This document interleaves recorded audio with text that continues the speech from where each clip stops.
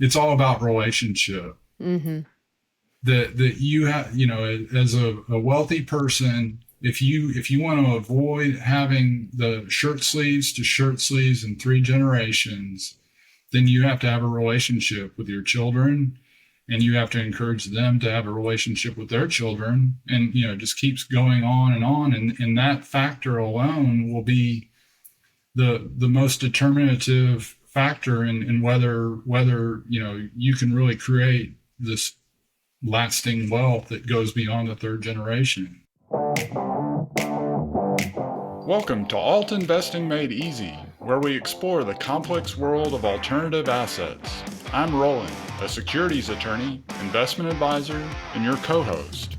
And I'm Sarah, an investment advisor and corporate attorney, and your other co-host. We'll guide you through real estate, private equity, and more, making complex topics accessible. Tune in for insights that empower your financial journey. Let's make alt investing easy, one episode at a time. Welcome everyone to Alt Investing Made Easy. Today, Roland and I are going to have a casual conversation about what we've achieved so far with our webcast, Alt Investing Made Easy, and what we look forward to in the future, and more or less any other thing we feel like talking about today. So happy New Year, happy 2025. We wish everyone the best this year, and we want to start it off with reflections and goals and hopes for the future. Roland? Yeah, thanks, Sarah. That's a great introduction. And, we had talked about just a little review of what we've done so far. We just started this in July of 2024, and I feel like we've just made massive progress and really achieved the goals that we set out for ourselves at the very beginning. And I really wanted to start off by saying thank you to a couple of people that helped us. Anthony Carano is our marketing friend that has helped us and helped coach us and how to market this to a broader audience appeal. And we're going to be doing more marketing in 2025. So that'll be, hopefully more and more people will find out about our podcast. So thank you to Anthony. 100%. Thank you, Anthony. And then I also wanted to thank Mark Cadell, who's our videographer, and I guess we call him a producer or director. Well, I don't know how you describe all of the above, coach, teacher. Yeah, exactly. He's served in all those roles, but we record these episodes on Riverside, which is not more complicated than recording a Zoom call or whatever, and then we send it to Mark, and he puts it into the format that we've created for it, and he's given us a ton of advice about sound, video, presentation, all sorts of things. There are some skills that are involved in this that we had to learn, and we're learning them as we go along, and we're getting better and better every day. So tons of thanks to Mark, and I know you've made a good friendship with Mark too, Sarah. Yeah, Mark's a great guy, and it's really grateful to have him in our lives and with this project. And also, he's just a really interesting person. So thank you, Mark. Well, let me circle back to what I was saying before and how we've achieved goals here. And starting out, we wanted to do a couple things. First, we wanted to create a marketing tool for our law practice. You and I are both practicing attorneys. That's where we make most of our money, is representing clients.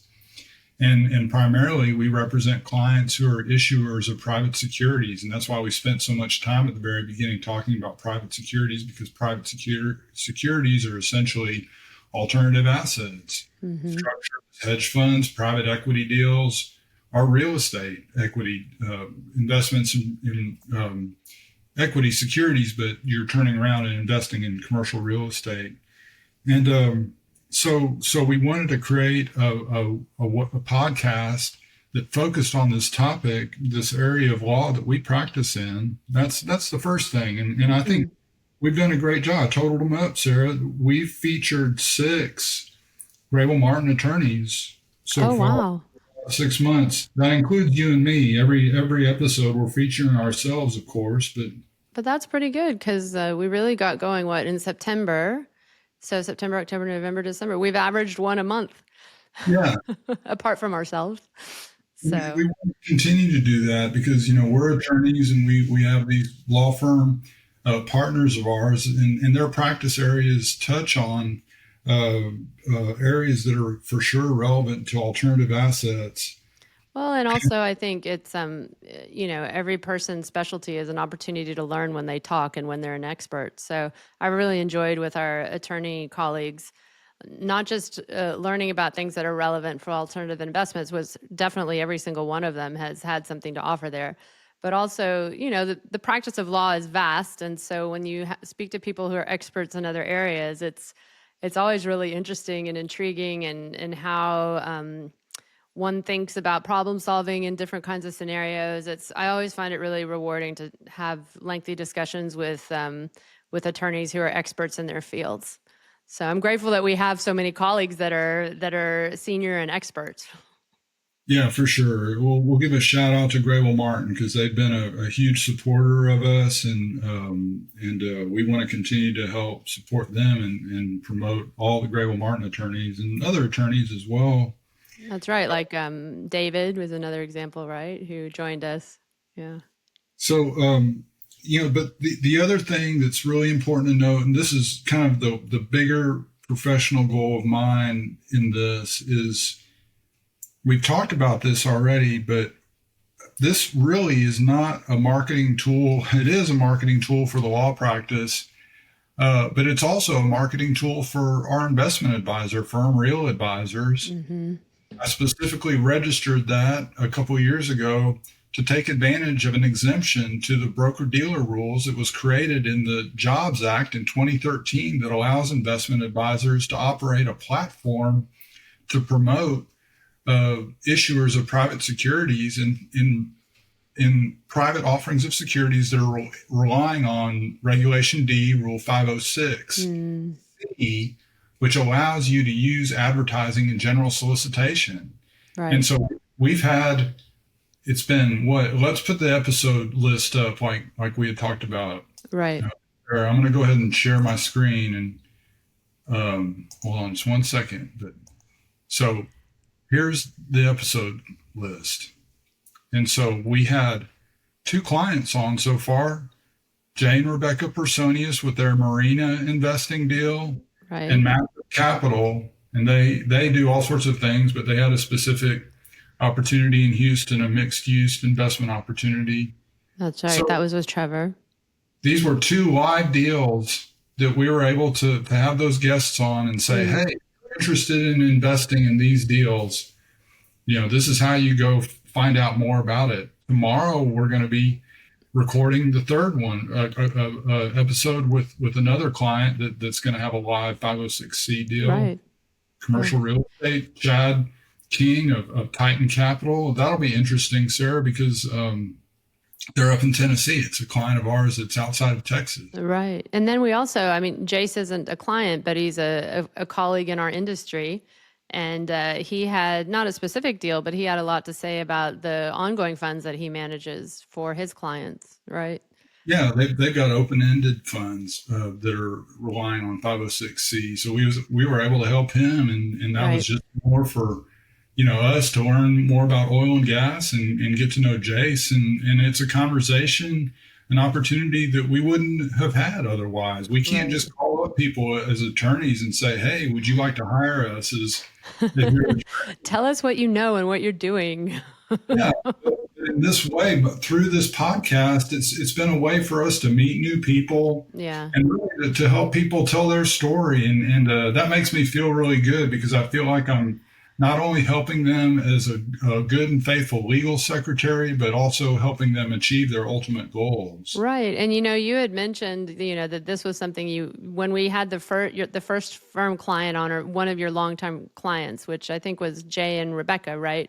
It was really like a pivotal moment because you'd been wanting to do this for a long time. And that was finally like what we built up to have a platform where they could join us, and we were able to do that. And that was, I think it was a really special moment for you, and supporting you in all of this. It was special for me too, because I really, You had this initial vision for this webcast, and like I've told you before, when you called me about it, I was like, that was the call I didn't know I was waiting for.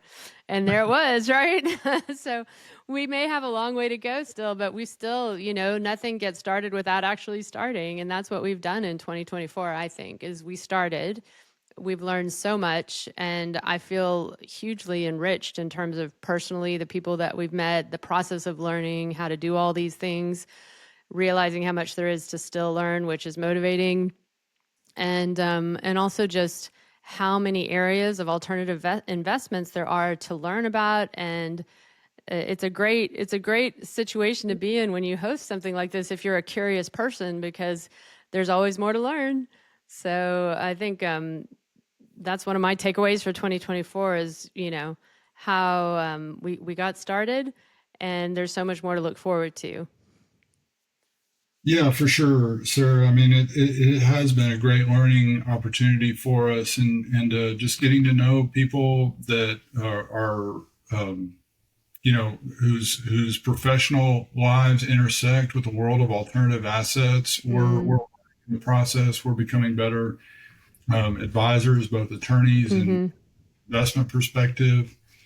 Um, so yeah, I'm really pleased with our progress, and I think it's only going to get better. We're only Yeah. going to have more and more success in the future as we get better and better. I'm sorry, I was playing around. I wasn't sure whether I was sharing the right screen, so I may have been sharing some other screens. Hopefully, I didn't share anything that was confidential, but I I think it think was just the other slide that you want to share, which we'll get to in a little bit, about yeah. holistic wealth. Yeah. So so that's it, and I think going forward, what I think in 2025, some of the things that we want to focus on, that was something I was going to talk with us about on this episode, and then this win-win mentality that we talked about before. Um, and then going on and talking about maybe it'd be a good time to move into that topic of sort of the philosophy behind this. We had Well, that because episode. win-win goes together with that, right? Yeah. Yeah. Um, before we started recording, I shared with you I felt like sort of a turning point. I mean, I know it was just 2 episodes ago, but was when we had the interview with our friend David Claflin with the qualitative estate planning, and the thing he talked with us about is this idea behind qualitative estate planning, where you're focusing not only on financial wealth, but other types of capital. That if you don't focus on the other types of capital, then the financial wealth becomes meaningless. And so, I want to make this about this podcast about bringing us more clients and helping our clients sell their deals. And it sounds a lot like about making money, but and that's for sure important. We're doing this as a business, but um, you and I are friends for a reason. We share values. We both have kids. Our families are very important to us. We try to make a difference in the world. We try to be conscientious human beings, and we want to encourage that in our investor clients and our law firm clients. And I think the episode with David, when he was talking about, and I'm going to go ahead and move over to these 5 capitals so I can start describing these. But I think when we had that presentation from David, it was so helpful because, when he first told me about this idea that there's financial capital, but then these other types of capital as well, it was really eye-opening to me because what I realized is that it's important to place an emphasis on developing all of these types of capital. Right. Let's go ahead and give credit where credit is due. This is a document that I just found in a Google search from the James E. Hughes Foundation. 5 capitals, wealth is well-being. And there's a website down there at the bottom But And just to reiterate, our friend and colleague David Cloughlin, he is the one who introduced us to the work of Mr. Hughes and this concept of, I would call it a holistic capital or holistic wealth building. And David, we have an episode with him. So when we go back and kind of have a, you know, trip down memory lane through our episodes, we can shout him out again. But just to say that if you happen to be interested in this in more detail, David is someone who can, he takes his clients through the process of estate planning using this framework. and I look at these and I remember what David told us is and you guys really connected on this. And something that you observed is this idea that the first generation uh, does works hard or is innovative, creates a ton of wealth that they know will extend beyond their lifetime, and so they're able to provide for their children, their grandchildren. Um, but the idea of shirt sleeves to shirt sleeves in three generations. So the Right. second generation, maybe has some degree of appreciation of all the hard work that went into creating all the wealth, but by the third generation, it doesn't have the same awareness, and so it's not relevant for them. There's been no specific planning for how that third generation can, take the wealth and continue to develop it. And what I love the most about what David said is, I kept asking him for, well, can you give me an example in your practice? I wanted some story about, a family, some specific things. And I like the way that he responded because he just said, it's all about relationship. That you have, as a wealthy person, if you want to avoid having the shirt sleeves to shirt sleeves in three generations, then you have to have a relationship with your children, and you have to encourage them to have a relationship with their children, and it just keeps going on and on, and that factor alone will be the most determinative factor in whether you can really create this lasting wealth that goes beyond the third generation. And I think the idea is that in order to do that, of course, the financial capital or the money that you have, the wealth in that context, the financial wealth is part of what you're trying to extend down into future generations. But the way you achieve that holistic approach is through, your human, intellectual, social, and spiritual sides. And I mean, arguably, those are important things for everybody's life to be balanced in the first place, right? And that any of us, maybe it's part of like thinking in win-win or thinking about abundance in general, which is when you have all of these different areas of your life where you're feeling like you have wealth, whether, where you have energy, where you have positive things, then overall you have something that you share down into the future in terms of, almost, values and, pardon me, my phone's ringing, values and other kinds of not even spoken values, not like you're sitting there telling people, lecturing, this is what it is, these are our values, but more just through the way that you live your life, then people remember that. Your next generations remember that, right? So, Yeah, that's right. And it just what I hear you saying there is teaching by actions rather than words. So much of this is like we look at something like intellectual capital. Well, am I really doing everything that I can to develop my intellect? I went to college, I went to graduate school, but am I continuing to engage in the world of ideas? That's something that all it takes is a library card. yeah, or just even you don't even need a library card. It's there on your phone. You can ask ChatGPT anything now, right?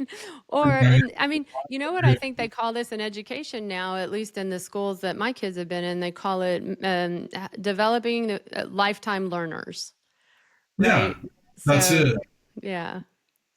So do that, and continue to develop your intellect, and even outside of your professional field, just things that you're curious about, and share those things with your children. I love telling my kids about the things that I'm interested in, from a just an intellectual curiosity standpoint. Yeah, and it's funny because I don't know about your kids, but for example, my kids, they they sometimes use it as a reason to have extra screen time, but they'll do a lot of Google research and come back to me like, oh, did you know this? Did you know this? Did you know this? And I'm like, no, I did not know those things. Now I know those things. Thank you. So, and that of course is a kind of abundance, right? It's also, whether you want to call it abundance, energy, intellectual capital, intellectual wealth, it's a wealth and growth attitude, right? A wealth and growth of your knowledge. And then eventually, as you progress in your life, what you can sort of guide and offer to others in terms of mentoring and just support, whether it's just quiet support or actually being able to keep up with really detailed conversations about whatever it is. So bringing up the kids, like human capital, we were talking earlier about it's a family management company. Is that what you're setting up? Yeah, I'm setting up a family management company, and my kids are now, I have a personal assistant and an IT and admin assistant, which I need actually. And so why not teach my kids to do that? And then they're performing valuable tasks. You're getting them engaged in your professional activities. They're learning from that.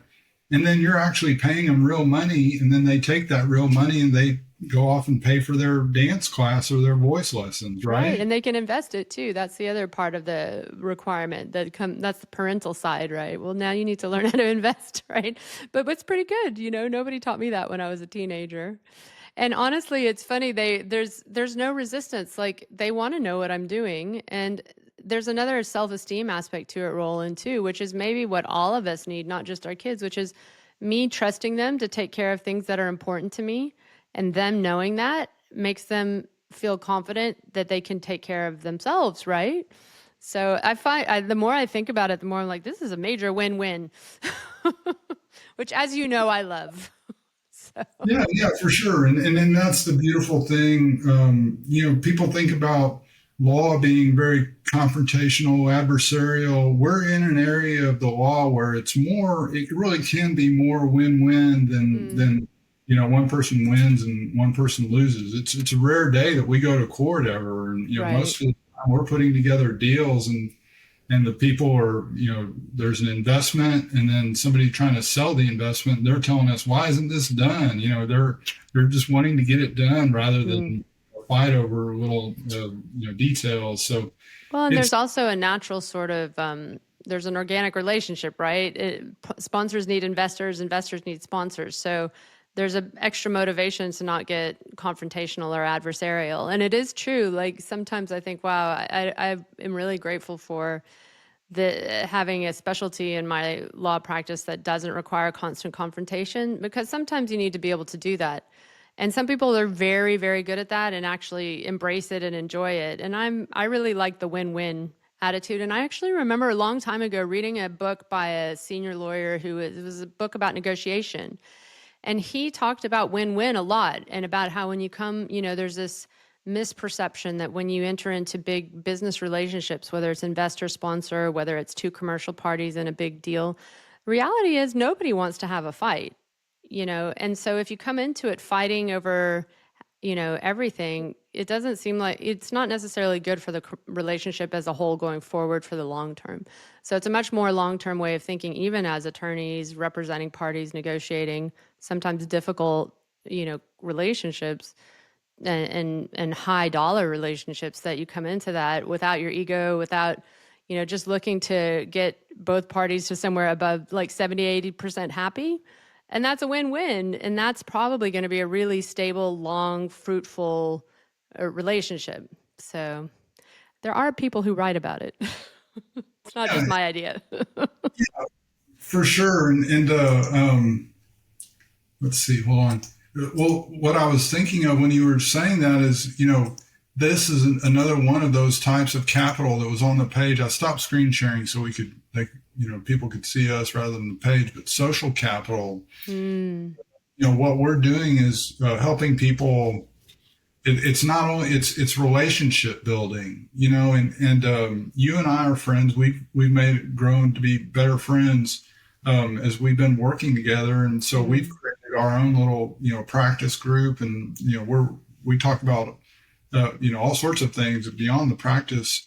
as well. So we have our little, social deal, but we create social relationships with our clients, and this has been a great tool. The podcast has been a great tool for, again, talking to people that we wouldn't have otherwise been able to talk to. And we're creating a little community around this podcast that, and this is such a great opportunity for us to try to share some of our values and some of these ideas so that people can connect with this in an emotional way, and also spiritual. I mean, that's the thing too. Like, I would love to get into more discussions about the spiritual component of wealth, and I think there are people that have really had great ideas that have been inspired through their internal struggles and their ideas that have come to them at moments of difficulty. And yet, maybe it was only because of that difficulty that they had the idea. I mean, I would say that this podcast came to me sort of, I was struggling, and I have a meditation practice for sure. And the idea of registering the investment advisor came to me one morning during COVID in a meditation time. And so I registered that investment advisor, and it turned out that it gave us this opportunity to create this podcast. Yeah, go ahead. Go ahead. No, I mean, one spiritual life, whether it's, different people, some people are very public about their spiritual life and go to church and express themselves and, in groups, and other people are very private about it or don't want to talk about it or prefer. And, other people have views where that side of life is not something that they focus on. And in the end, it's, I think, it's all part of what gives us whatever our vitality is. And so in the end, you bring energy, and that's part of the wealth, right? It's your spiritual or your sort of your internal wealth that comes through. And I do know, in working with a number of our clients, that people in different ways make mention of their personal practices, whether it's more of a well-being, what's established as a well-being practice, or like a biofeedback practice, or this practice. But in the end, I think it's all about reflecting internally and connecting to something that's bigger than oneself. And, again, I've lived in a part of the world where there are a lot of diverse religions. And so my observation is that that's kind of an essential quality of people who take the best from their religion and express it into the world, is that internal connection with something bigger than themselves that then translates into a positive relationship with humanity as a whole. And so, and that's a kind of wealth. And that's also a motivator for building financial wealth, right? Building social wealth, building knowledge, building everything. But building financial wealth is, it gives you, as we've talked about, it gives you agency. It gives you freedom to make choices about how you get to make a positive contribution in the areas that matter to you, whatever that is. So I think, personally, when the spiritual wealth is so important, and everybody has it, whether you want to use the word spiritual or not, right? So. Yeah. I mean, it's part of our makeup, and when you were talking, what I really thought about, Sarah, it was a conversation I was having with a friend yesterday about AI of all things. AI won't be able to do is create meaning, because the AI lacks experiences. And it's, I don't know, like, it's something we have to reckon with in our professional life. But the idea of meaning, I think, is that's all I could hear when you were talking, is how do we derive or create meaning for our lives? It's nice to have all this financial wealth, but if that's all you have, then after a point, I think, all the nice things, all the material possessions will not fulfill a spiritual hunger inside that resides in the heart of every man, so to speak. Yeah. For me, we all have a hunger inside of us for some kind of significance that material possessions won't provide. Well, I mean, some people, they might provide. That might be what they hunger for, and if they get that, they might feel provided for. But I do agree with you, and for the most part, like, especially maybe there's an age factor. Once you reach a certain age, you're like, oh, I want to, so far it's been an uphill climb. Now it's more like, okay, what's the bigger picture here? What am I going to leave? What do I want to spend my time doing too? And it's funny when you reflect on that when you're in a profession like law, right? Where, as you say, some things can be adversarial. Sometimes even you can be in very adversarial relationships. Some firms are very tough to be partners in. There's a lot of things that can happen, and it's not confined to attorneys. It's, business, corporate America is famous for this sort of tome of the everybody scrambling over everyone else to get to the top or whatever. And after a while, maybe you're kind of like, I just don't really want to spend my time that way. Like whether you're good at it or not, maybe you're great at that whole way of doing things, but it just wears you out.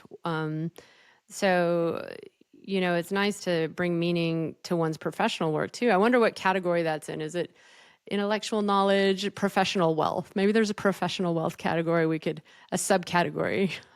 We'll go back. I'll open that page up because I think it's just so wonderful. And let's put a link to this in the show notes.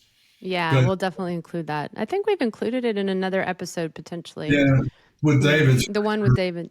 Wasn't that 16? Yeah. Yeah. But intellectual capital, all these things, professional development. Sorry, if you remember, I kind of sidetracked you when I was bringing this up, but we were looking for a category for what you were describing. What do you think? So it's kind of, our professional, it's funny because we're sometimes, I think, encouraged to segregate our lives into your professional life versus your personal life versus your community versus. So all of these are almost like offset against each other when really it's all holistic, right? And they're all part of you. So your human, intellectual, and social capital are part of your work. For some people, spiritual capital is part of that too. Or maybe for all of us, it's underlying everything. But some people are in fields such as ministries or outreach or social work that are, education, arguably, that are purely, maybe even one could argue lawyering is, there's a spiritual element to enjoying helping people solve problems or fix problems in litigation, these kinds of things. So perhaps your professional life is part of all of this because it's part of being human. Well, we've talked about this before, and the way that I've really connected with this practice in securities law is we help all these clients create value. Yeah.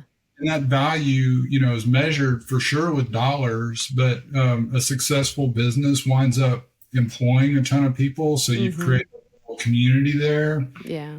And the value, I feel like even with some multifamily deal that we help somebody buy a multifamily property, they rehab it and they make it nicer. And of course, rents go up, but it is a nicer place for people to live. And, and that makes the world a better place.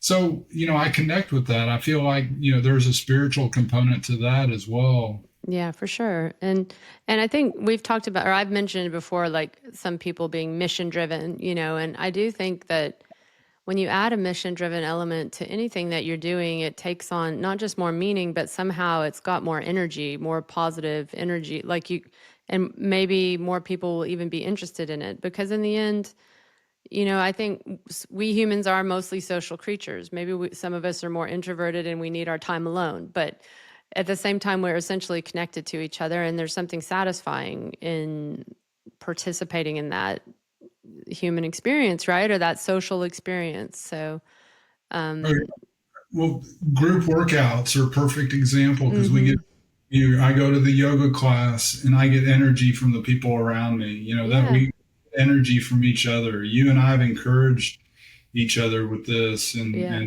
we've been able to do more together than either one of us could have done by ourselves on this podcast. For sure. It's funny at the pool this morning, I was so happy to be back and see they're the regulars there who are in their set lanes. You kind of can't disturb them, but they're always there and they're sweet and, they say hi and it's kind of like, wow, they realized I was gone, even though I don't even know their names, because I'm there every day or so.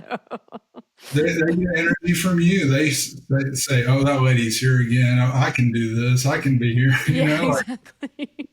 Maybe it's a healthy competition thing, but you're encouraging each other to do the work. to turn up, to turn up. We were talking about physical health. I guess physical health wasn't on that list, but that's obviously something too. Like your physical health can have all those other dimensions, but it also gives you the basis for not for focusing on these other things. So It's human capital. physical health. I mean, physical wealth. Like some people, physical wealth. Yeah, why not have physical wealth?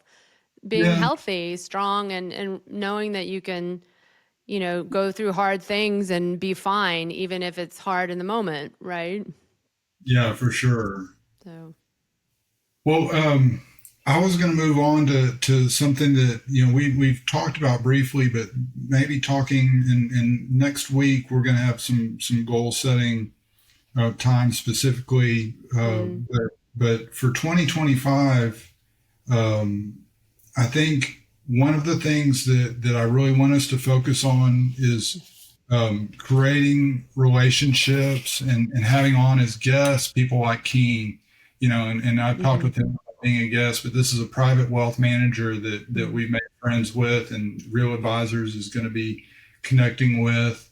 But private wealth managers will all have a perspective on alternative assets. And so have them on helping create an ad for them that will possibly attract more clients to them, and they're going to manage the portfolio, the portion of their portfolio invested in public securities primarily. right.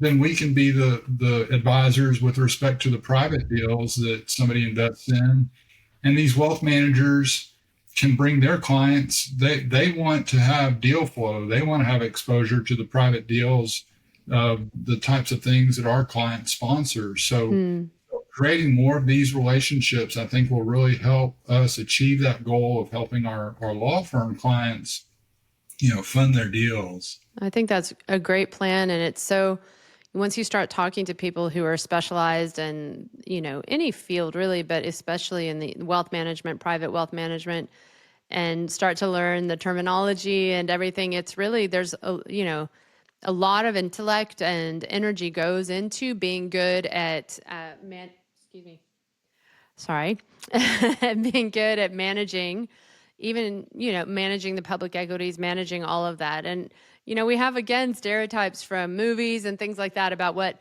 these people do, wealth managers or, brokers or whatever. But in the end, you know, it takes discipline and it takes a lot of quick thinking to be really good at that. So I'm excited about, Keen, I can't wait to interview him.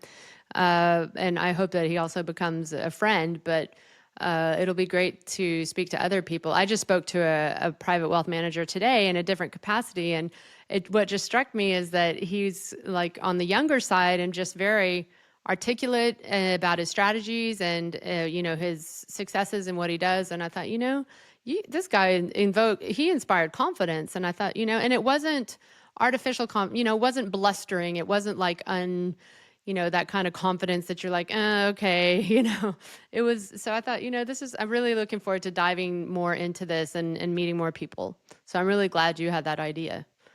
I really like the wealth managers I think that the good ones will be really similar to David Claflin and thinking about these qualitative aspects Right. of different types of wealth that we've been talking about. And that's what really inspires me. I for sure want to help people make more money.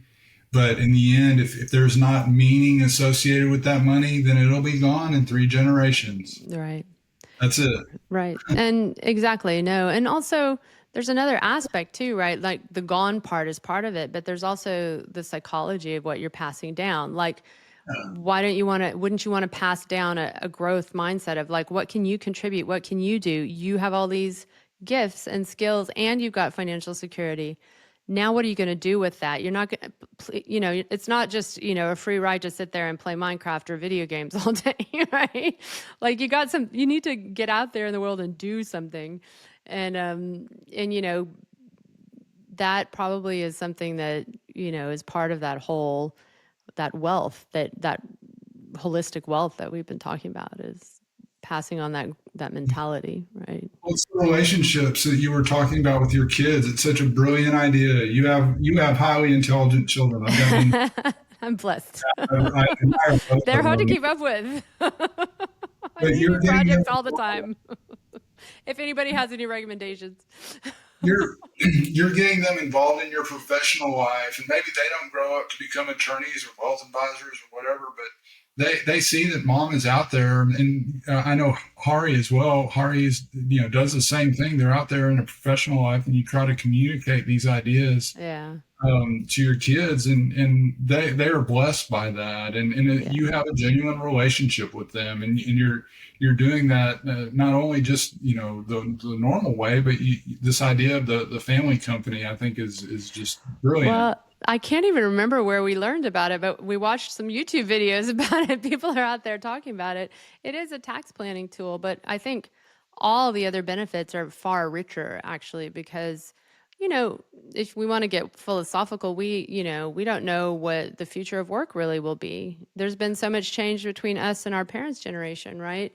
That's rapidly exponentially changing for this next generation because I have Gen Alphas and so they're still little right now and they've been raised digitally, right? Much to maybe we all probably try and control that, but there's a limit to what you can do when it's literally everything is on a screen and they have to adapt because that's the life that they're living. And so then you think about, well, how do you prepare them for the future? And I kind of think of it as like a series of life skills, right?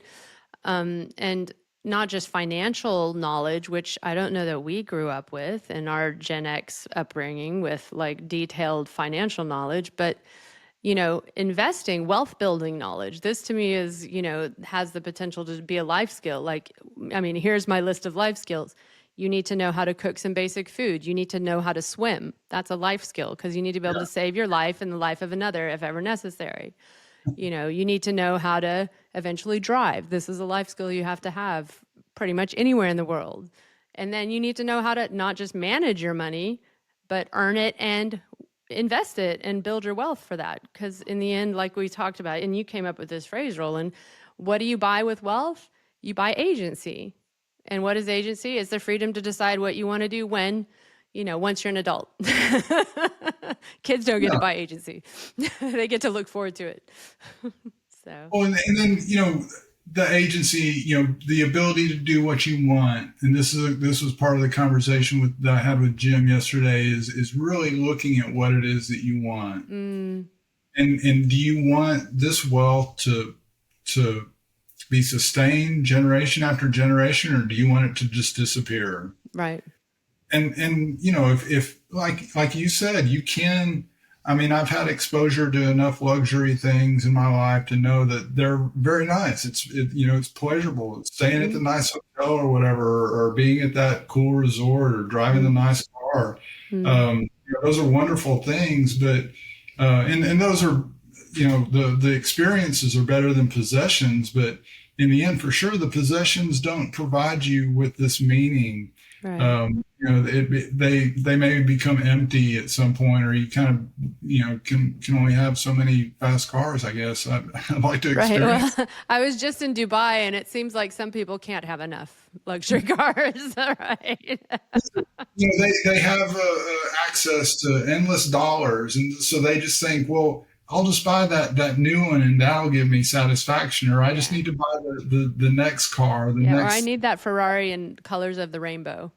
Yeah, that'll give me ultimate satisfaction, and maybe some people it will. But if that's all they're focused on, then maybe they have enough to where it will sustain to the third generation. But what's the outcome? Who are those? What are the characters of that third generation? Are they productive Are they members? producers, or they? Yeah. Are they part of social society? Are they creating value? Or are they just playing video games? Right. It's a fair question, and I think it's something that I remember a long time ago, I watched a documentary about the heirs of certain of the gigantic, American industrial moguls of the time, like the Rockefellers and the Christies and the J.P. Morgan family and whatnot. I wish I remember the name of that documentary. It was in the days that Netflix mailed you CDs, right? Well, Or that was DVDs. So ancient history, sir. yeah, but it was funny because there was like one of the heirs, I don't know if it was Rockefeller or Christie, he's in his 20s. He's like, I didn't know until I was 25 that everybody's grandpa didn't have a statue in the park in central Manhattan, right? And but also more importantly, like some of them talked about some of these people, they was more like 20s, 30s, I think, age that were being interviewed about how they had a lot personal struggles with actually having been given such wealth, because perhaps in American society this is considered like you didn't earn it, so you don't deserve it, kind of a thing, which is unfair, because if somebody in your family earned that, then you do deserve it. It came to you because whoever earned it. But then I guess the point was like this lack of meaning. Like, what do I do with myself? I can do anything I want. It's like having so many choices that I don't know how to direct. And that again comes down to how the family relationships cultivate these values. What was just on our slide about different kinds of capitals. So, and I thought that was really interesting because some of the other, I remember this very clearly. Some of the other heirs, I guess, were like, I don't care. I'm just glad I have so much money. I do this, this, this, this, this, and wild lifestyles and super luxurious, and that made them happy. But then others were like, I don't feel happy. I need depression medication because I'm depressed, even though I have everything. And then that, I can imagine the self dialogue, like, you shouldn't be depressed because you have so much privilege, and yet you are, right? And this cycle of internal sort of beating yourself up. So not that when it comes down to it, having wealth and being depressed is probably a better position than having extreme poverty, which would also be very depressing, right? But Yeah. at the same time, to look at things from another person's point of view, even if they're the heir to the Rockefeller, well, I don't know, one of the heirs of one of these big fortunes, is also, I don't know, an interesting exercise. So, Yeah, for sure. And what I love is that this podcast has brought you and I together to have this. We're doing a kind of a reflection dialogue, but we're kind of charting our own personal journeys as we develop our these different types of capital, and then we want to help other people do that as well. And I think that we can. And even if we're getting started, as a kind of a second career as investment advisors, that's okay, because we had to go through everything that we learned so far to get us to this point. Yeah, I think that's brilliant. Like, how fun is that to get to have done one thing for a while and then get to supplement and build other things? I just personally, that's what I always wanted. So to me, it's completely normal. But I know there are people out there who are like, I am an attorney and I've done all this work to become an attorney and be an attorney and become a senior attorney, and I will stay an attorney and I want this, this, this. I'll be honest, like, I wouldn't have minded all that. And I did do a lot of work to become, I did all the same stuff, right? But I'm glad to have law plus plus, because it keeps things interesting. Honestly, Sarah, I mean, we touched on it before, but we're being a legal secretary is going to be one of the first professions that's threatened deeply by AI. It already is. Right.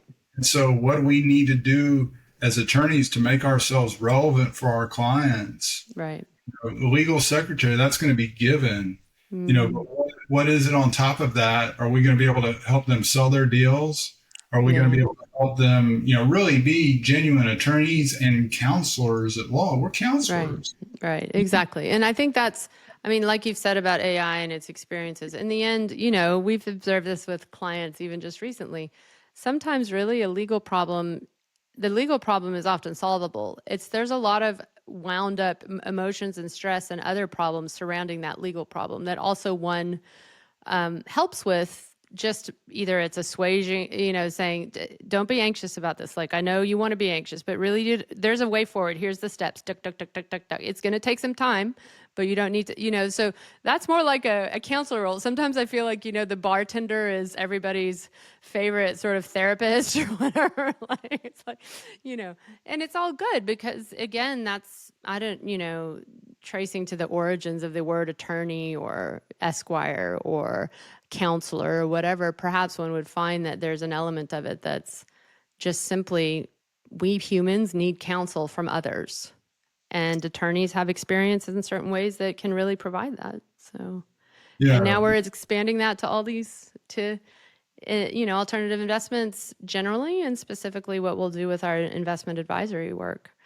Because, I'm excited. I guess one of my goals for 2025 is to complete my exams, which are in progress, to to become a registered investment advisor myself, so that we'll be able to work together in compliance with all the necessary regulations for that. So Yeah, for sure. That's great. Wish you all the best of luck with that. yeah, it's funny. There have been so many exams in life, because I have obviously we have our bar exams and everything that you go through to get to that point when you're even taking the bar exam, which is a lot of stressful exams in law school. But then I did my solicitor's qualifications, which then involved more exams. So I did my master's degree my LLM also, there were some more exams. It seems like I couldn't just let go of exams in my legal career. I kept doing them. Oh, well. But you try to learn. I think that's what it's reflective of. Yeah, it's mostly an opportunity to learn. It holds you a bit accountable, doesn't it? You need to actually learn by a certain deadline instead of just think you want to think about it and ponder. So do you want to quickly do like a review of our 17 episodes that have been published and in 20, was it 17 or 18? Well, Including this week, I think it's 18. Yeah, will through Jason. Jason will be Jason Gorman, who's our law partner. He'll be next week. Next week, yeah. So I'm sharing my screen now. I think okay. So should we start at the beginning? Yeah, why not? Okay, well, so we did these first 5 kind of or 4 episodes, and we published the 5th one later on, but sort of as a introduction, right? Right, and it was funny because in the end, not only, I think we did a pretty good job in introducing generally alternative investments, and we're going to deep dive into all of these in 2025 into specific topics in each one of these categories. And I think that'll be really useful to people. And we'll try and do a shorter format so it's a bit more digestible. But also we were finding our feet, right? It wasn't just us presenting information. It was us presenting the lessons in presenting and learning, even how to, use our tech and use our camera. Now we have better mics and cameras and everything, right? So that was, looking back at that, it's like, oh, that's pretty funny. I mean, we did a pretty good job, I thought, but we also had Mark there counseling us, Yeah. coaching. Yeah, for sure. Well, and those were good. I really think that we did a good job setting the stage, and I like what you said about we're going to be fleshing it out in 2025. Discussing some of these topics in more detail. And well, it's never not true in any area that you are either working or participating in, that revisiting the basics and picking them apart a little more is always a rewarding experience, I think. Okay, so we've got this next set. We did a in studio filming day, and we did several episodes with our colleagues, our law partners, Eddie Martin and Mary Elizabeth Hurd. Eddie is he practices in the area of securities law, but he does a lot with public companies, and has a lot more experience with public companies than me. And so it's absolutely essential kind of understanding some of these investment deals that we work on. They maybe start out as a private company, but they grow up and then they think about becoming a public company. Mary Elizabeth told us about some of the things to think about in a bankruptcy context. Right. Yeah. And, I still think what she said and what we discussed was bankruptcy is always on the table when you're entering into investments and commercial relationships with others. It's an important area of the law. It's your safety net to a certain extent if you are an investor. And it's really important to never forget I think for anyone who is wealth building, and especially as you develop significant wealth, bankruptcy is something to understand as much as you can. Hopefully you don't need to use it, but to understand it is, again, to me, that's like a life skill. Yeah, for sure. Have some basic knowledge about what bankruptcy means and what it doesn't mean, because there's a lot of misconceptions about it. I just want to make an observation, Roland. We really, just looking back at this, we just really dove into not just interviewing two of us interviewing one person in a studio, from just filming together from Riversides, from our home offices, and then we went straight into not just interviewing one person together, which is a skill set in itself because we have to work together, right? But Yeah, exactly. also, yeah, I was going also, to we could be watching. Look at this. yeah, but also interviewing two people. Like, we did a whole panel discussion. Like, that was in our first 10 episodes. Yeah. Yeah, we've done a great job, sir. We should really be proud of ourselves. I think so. What we also learned about the studio is that there's a lot of setup, a lot of time that takes, a lot of coordination. And so it's more efficient for us to film from our desks. And once in a while, maybe we'll head back to the studio. Well, going forward, this episode 10, 9 was that fifth one, where we were Yeah. introduction about who can sell. And so, but 10 was really, this was our first client, Jane Rebecca Personius with South Silver Group. And they had an investment opportunity with respect to investing in private marinas, lakes and rivers, I guess, here in the United States. But I thought that was really interesting, and just thinking about that, where people spend their discretionary spending, on things like boats, and great investment idea that is. It's funny because we live here in Austin, right? And Austin's famous for its outdoor activities, including boating on certain lakes. And so now whenever I think about boating, or, I'm like, I wonder who owns that marina over there. Is that Yeah, profitable? exactly. Like, I'm sure the ones on Lake Travis are pretty solid businesses because of the interest that everyone in Austin and the area has, and having, I don't know if you can even get spaces. I heard that getting a boat slip in some popular lakes is more difficult than, getting a parking space in Manhattan. Well, doesn't that suggest the demand? And then if there's Yeah. demand, then gosh, if you set up something that's reasonably well run, you're going to have great success. Yeah, no, and I think it's a very stable kind of investment too. So what else do we have up there? Who did we talk to next? Oh, Yeah, Mitch. Yeah. Mitch Flax, and he's a new friend. He's a chartered alternative investment analyst. And so he really specializes. He's an investment advisor. He's one of these types of people that we Mm. want to focus on in 2025. And we had a great conversation with him. Yeah, and you know what I remember about the episode with him is he had some alternative 1031 structures that he talked about, that he promotes to his clients, and he invests in himself. And I thought, it really opened my mind up to thinking more deeply about 1031 structures and how there's, different people are doing different things with them. Well, yeah, and the specific thing that I remember Mitch saying is, while 1031 can sometimes become like, when you only have a hammer, every problem looks like a nail. Mm, Sometimes it may be best just to sell the deal and pay the taxes. I've heard other people say this before. yeah. You can invest in other types of deals, and that I thought that was an interesting perspective. He said he almost, hates the fact that 10 he does.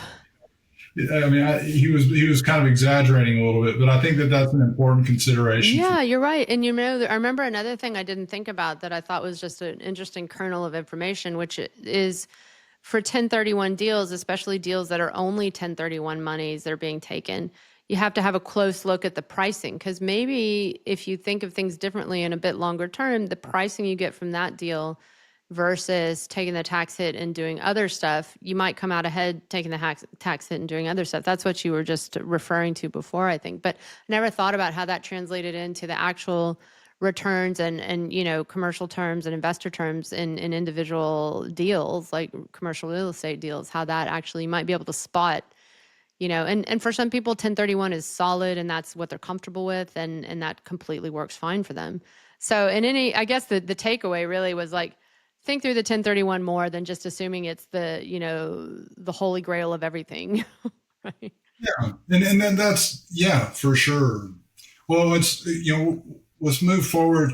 Massive Capital was episode 12. Massive Capital, they've got tons of things going on. Their law firm clients.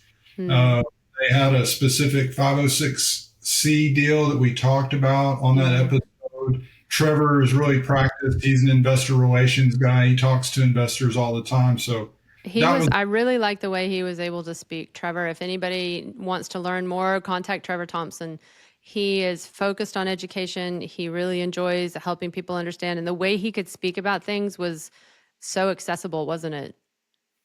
Yeah, for sure. He just has a long history in sales. Generally knows how to connect with people and address what is really at the heart of your concern, whoever you are.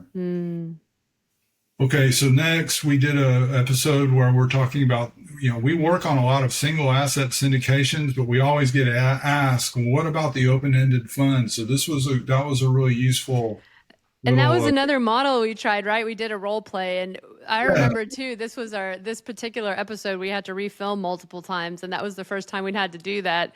And after that, I felt like now I feel seasoned. Of course, I'm not seasoned. Like filming 15 episodes, I don't think counts as seasoned, but it felt that way just from having to, wanting to give up on filming that episode and finally putting down something that we were happy with, right? and then organizing an asset management company for these syndications. That was an important topic. It comes up all the time. It's important, yeah.